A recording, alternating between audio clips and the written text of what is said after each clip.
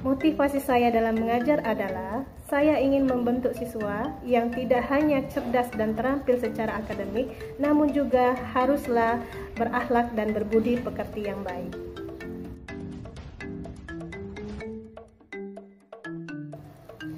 Alasan saya mengikuti sayembara guru favorit adalah untuk menambah wawasan saya dan juga untuk berbagi pengalaman saya sebagai seorang guru.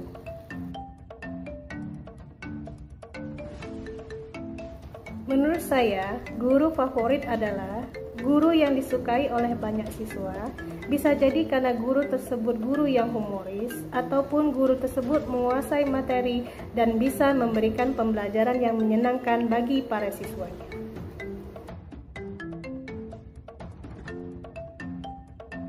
Secara pribadi, saya merasa belum pantas menjadi guru favorit karena masih banyak teman-teman saya maupun rekan-rekan sejawat saya yang lebih profesional dan lebih berpengalaman dari saya dalam hal mengajar. Begitupun pula guru-guru senior yang ada di sekolah kami memiliki pengalaman bertahun-tahun mengajar yang lebih baik daripada saya.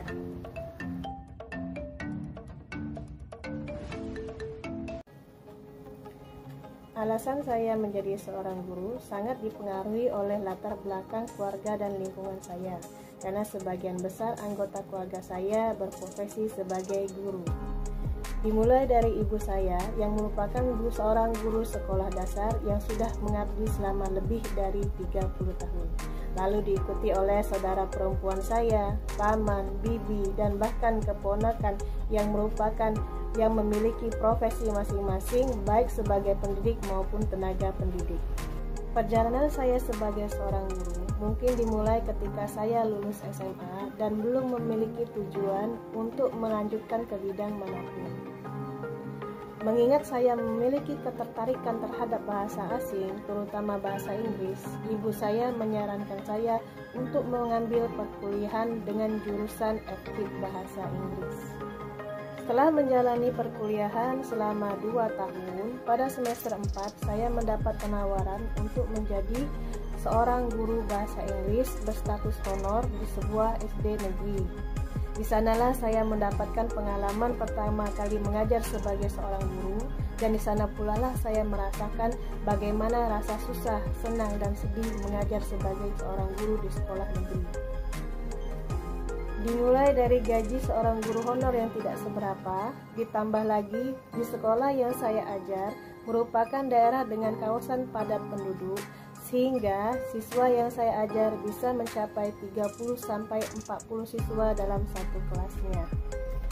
Pengalaman saya yang tidak terlupakan ketika saya mengajar di SD tersebut adalah mungkin ketika saya pernah menangis di kelas, dikarenakan saat itu saya masih sangat minim pengalaman dan juga masih terbilang hijau.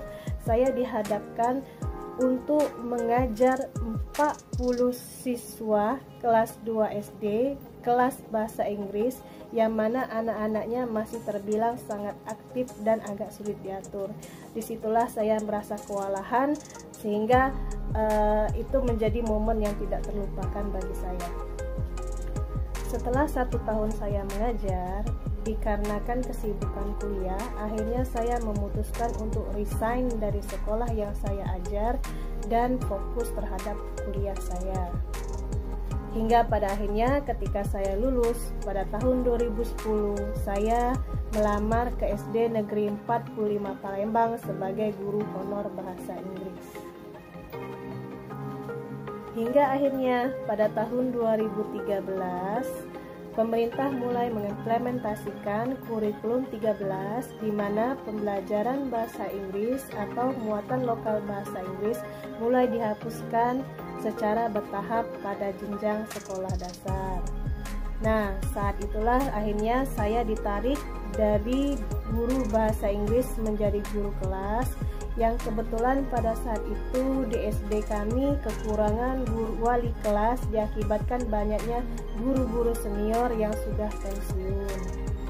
Mengingat jurusan pendidikan saya tidaklah linier dengan jabatan yang saya emban sekarang, akhirnya saya memutuskan untuk menempuh pendidikan kembali di Universitas Terbuka dengan mengambil jurusan PGSD. Pada tahun 2018 saya lulus dan pada tahun 2019 dibukalah pendaftaran besar-besaran CPNS jalur umum. Pada saat itu Kota Palembang membuka lowongan sebanyak 300 kuota guru sekolah dasar. Nah, pada saat itu saya mendaftar dan saya memilih penempatannya di SD Negeri 45 Palembang. Setelah melalui beberapa rangkaian tes, alhamdulillah akhirnya saya dinyatakan lulus dan disinilah saya sekarang mengajar sebagai guru SD Negeri 45 Palembang. Perjalanan hidup menghantarkan saya sebagai seorang guru. Tapi di tengah-tengah perjalanan hidup, saya menemukan antusiasme saya dalam mendidik siswa. Seorang guru haruslah pintar. Namun orang pintar belum tentu bisa menjadi guru. Karena banyak orang yang pintar hanya bisa membagi ilmunya untuk dirinya sendiri, namun tidak bisa membaginya untuk orang lain. Disitulah saya menemukan bakat dan antusiasme saya dalam mendidik siswa-siswa saya. Tidak hanya mereka menjadi siswa-siswa yang cerdas, namun juga harus memiliki adab, akhlak, dan budi pekerti yang baik. Bagi saya, menjadi seorang guru bukan hanya sekedar kewajiban dan tanggung jawab saya sebagai abdi negara, namun juga kewajiban yang harus saya pertanggungjawabkan di hadapan Allah Subhanahu wa Ta'ala. Terima kasih telah mendengarkan perjalanan saya menjadi seorang guru.